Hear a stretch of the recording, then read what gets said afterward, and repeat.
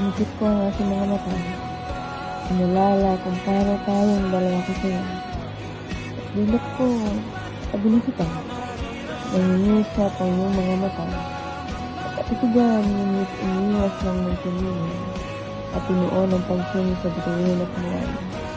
Nasalita ako. Tumutol ang hiningang yun lang ang naririnig.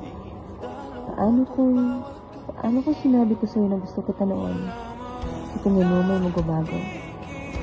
Ikaw lang ay pinamasdan habang pinuno tayo ng kapahingitan at aking ginagtungan. Na hindi ako naging duwag at ako rin na nagtapat na kaya tayo ngayon.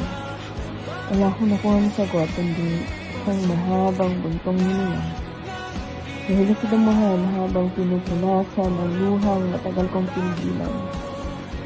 Bigla kang sumagot para basagin ang mga tanong na sa'yo ay tinapon. Ang narinig ko lang, hindi ko alam.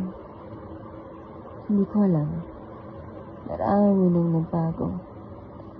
Namanhid ang kamay ko, dire-diretsong tumulo ang mga luha sa mata ko. Doon pa lang nakuha ko ng sagot. Hindi na magtatanong. Hindi na ipipilit. Sa pangalawang pagkakataon, ikaw ay papalayain.